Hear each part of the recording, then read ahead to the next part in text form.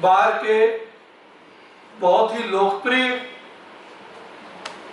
अवध बार के सदस्य, वर्तमान में बहुत ही लोकप्रिय न्यायमूर्ति आदरणीय सौरभ लवानिया साहब, जोरदार तालियों के साथ आदरणीय सौरभ लवानिया साहब।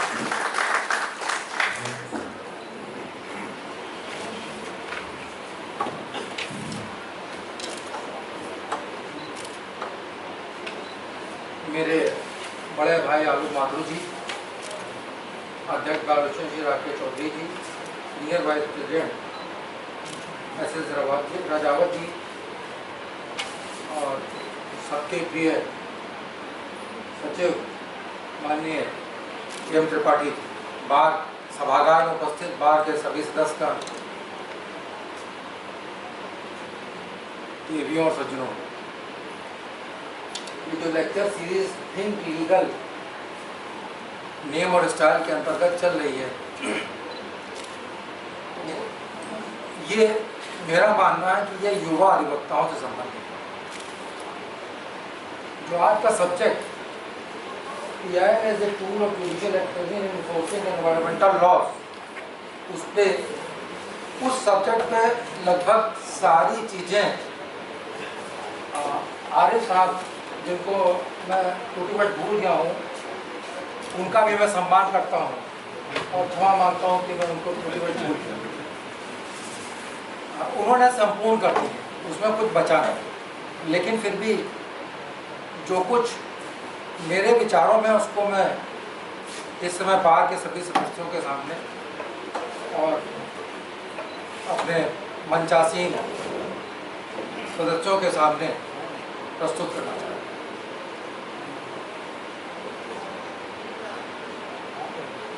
क्योंकि यह कार्यक्रम युवाओं के लिए है, युवा अधिवक्ताओं के लिए है, इसलिए सबसे पहले तो मैं एक बात ये कहूँगा कि जो युवा अधिवक्ता बार में आता है, अपने चैम्बर में पहुँचता है, तो वहाँ पे उसका रिलेशन क्या होना चाहिए। जब हम लोगों ने शुरुआत की थी, आरिफ साहब, आलू माधु साहब, राकेश जी, सब लोग इस बात का शायद समर्थन करेंगे, तब परंपरा गुरु और शिष्य की थी। थोड़ी सी परंपराओं में चेंज आ गया, जूनियर और सीनियर का। तो परंपरा गुरु और शिष्य की आए, वो बेटर है, क्योंकि गुरु से ही कुछ प्राप्त हो सकता है। और है एक छोटी सी चौपाई है, बंदों गुरुपद परंपरा का, इसी से संबंधित। दूसरा एक सजेशन मेरा यह है कि जब युवा अधिवक्ता किसी केस को प्रिपेयर करता है, तो उसमें वो प्रिपेयर इस तरीके से करे कि आउट ऑफ सिलेबस भी सवाल आ सकता है।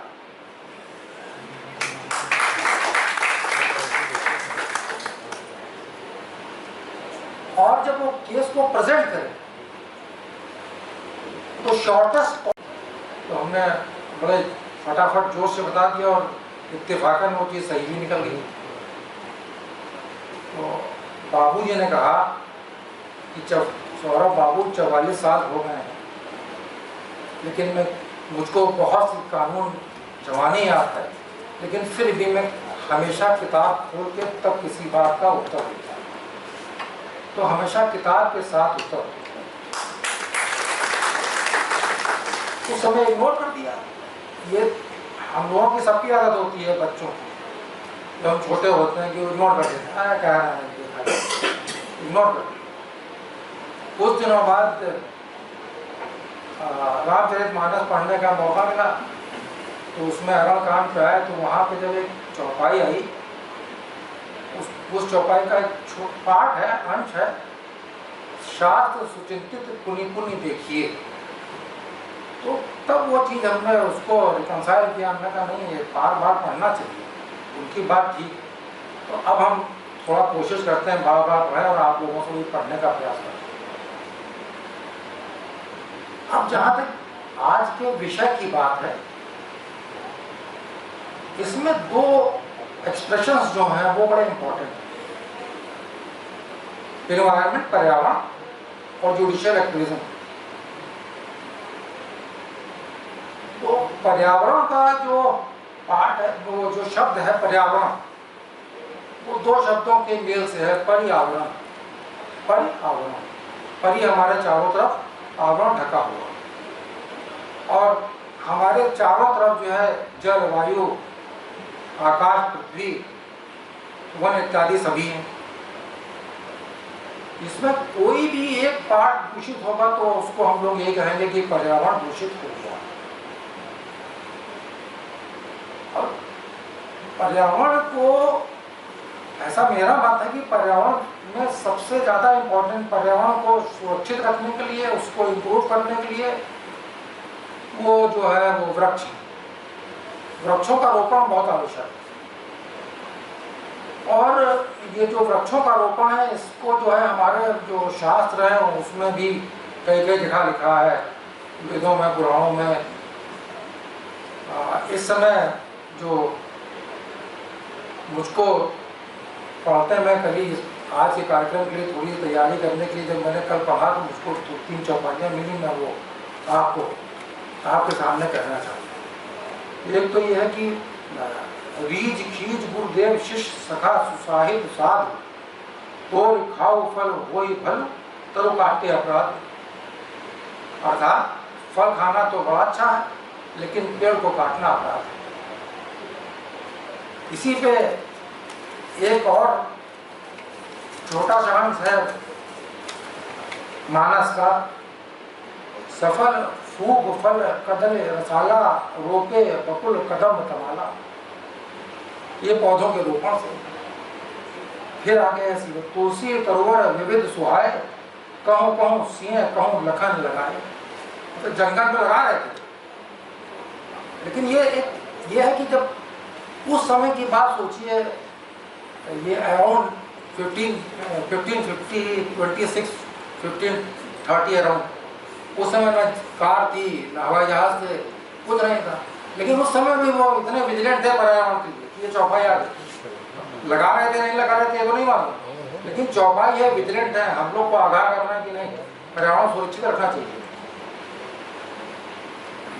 तो अब इसी पे जब हम लोगों ने पर्यावरण के साथ खेलखाल शुरू की तो यहाँ पे कानून बनने लगे। जो विधायिका थी उसने बनाया, तो पहला एक्ट जो है 1853 में बनाया, ब्रिटिश पीरियड, वो है shore nuisance Bengal and Korba act 1853। उसके बाद बहुत सारे विधायी बनी, कानून बने, अधिनियम बने।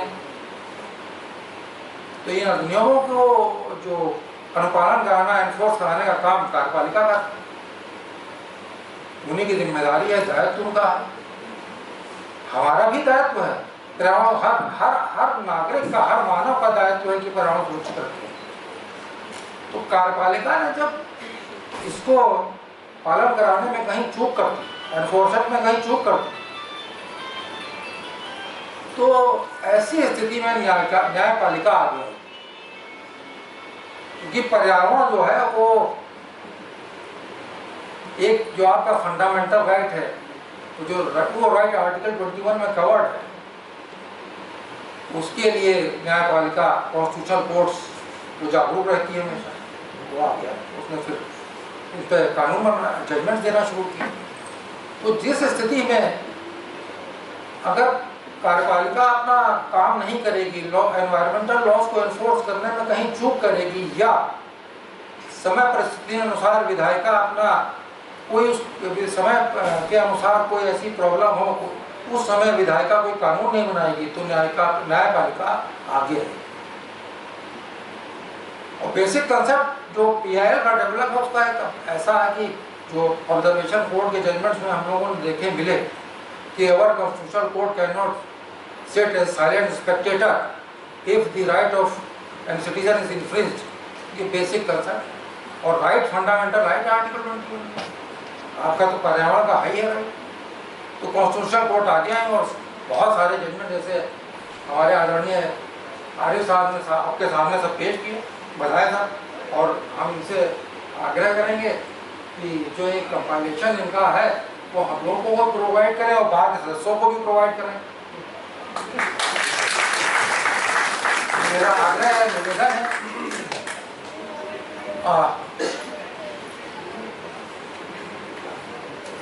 आपके बड़े भाई हम लोग तो हैं जो आग्रह निवेदन तो करेंगे।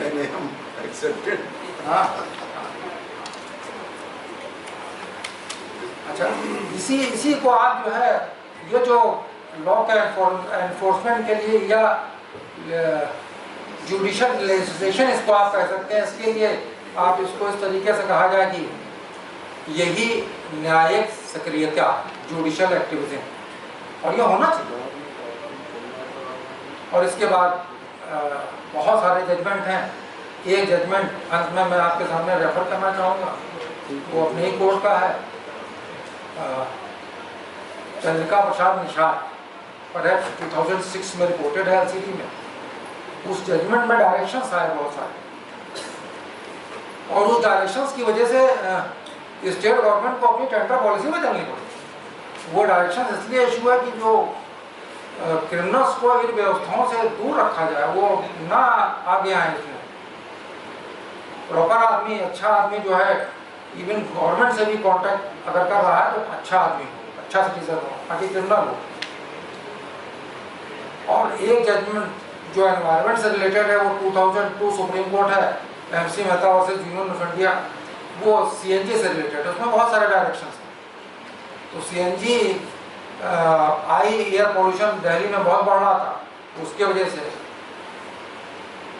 अंत में मैं आप सबसे आग्रह करूंगा कि चूंकि वृक्षारोपण जो है वो जल, वायु और पृथ्वी तीनों को सुरक्षित रखता है, और ये अगर तीनों सुरक्षित रहें तो पर्यावरण सुरक्षित भी होगा, आगे इम्प्रूव भी करेगा। तो उसमें आज ही कोई प्रण करिए कि एक एक पौधा कम से कम कहीं अच्छे पौधे जो ऑक्सीजन प्रोड्यूस करें वो लगाइए। इसी के साथ मैं अपनी वाणी को विराम देता हूँ।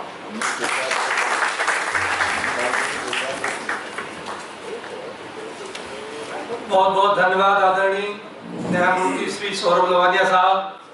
आपने कहा कि हमको तैयार होकर रहना है आउट ऑफ सिलेबस सवाल के साथ में, तो ये सीख है हम सभी युवा साथियों के लिए। किताबों के साथ उत्तर दें, मौखिक उत्तर न दें। पर्यावरण का अर्थ जो हमारे पर्थ का आवरण है उसको संभाल के रखें। आपने चौपाइयों की बात की, आपने पहले इन्वायरमेंटल लॉ जो 1853 में बंगाल के लिए कानून बना था उसकी बात कही, आपने चंद्रिका प्रसाद निषाद के जजमेंट की बात कही, 2002 के MC मेहता के जजमेंट की बात कही, और अंत में आपने वृक्षारोपण की बात की, जो आज के समय में इस बारिश का मौसम सबसे अधिक मुफीद है। आप सबसे निवेदन है कि आदरणीय श्री सौरभ लवानिया साहब के कहे के अनुसार आप लोग प्रण करें कि वृक्ष लगाएंगे। बहुत बहुत धन्यवाद आदरणीय न्यायमूर्ति सौरभ लवानिया साहब।